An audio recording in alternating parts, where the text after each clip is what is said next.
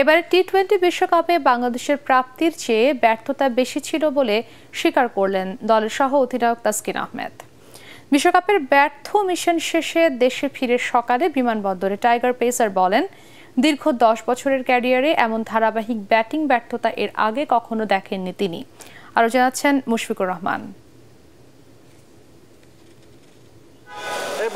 প্রায় ৩৬ ঘন্টার ভ্রমণ শেষে অবশেষে ঢাকায় ফিরেছে বাংলাদেশ জাতীয় ক্রিকেট দল। ভিআইপি গেট দিয়ে একে একে বেরিয়ে আসে শান্ত তাসকিনরা। তবে সবার চোখে মুখে ছিল হতাশার ছাপ।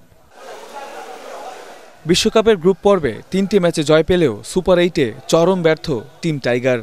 আফগানদের বিপক্ষে ইতিহাস গড়ার সুযোগ পেলেও তা হাতছাড়া করে নাজমুল হোসেন শান্তর দল।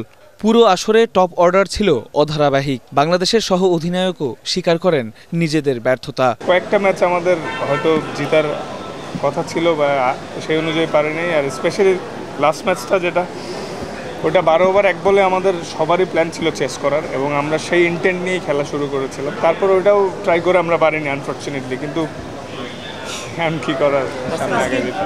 তবে ব্যাটসম্যানরা ব্যর্থ হলেও ঠিকই জ্বলে উঠেছিলেন বোলাররা। বিশ্বকাপে সর্বোচ্চ উইকেট শিকারীর তালিকায় শীর্ষ 10-এ আছেন রিশাদ হোসেন ও তানজিম সাকিব, যা ইতিবাচক বলেছেন তাসকিন। আগের থেকে তো ইমপ্রুভ হচ্ছে, খালি মাইনাস পয়েন্ট দেখলে তো হবে না, এমনি তো মাইনাসেই আছি আমরা, তো প্লাসে আসার তো সর্বোচ্চ চেষ্টা করছি, তো করেই যাব।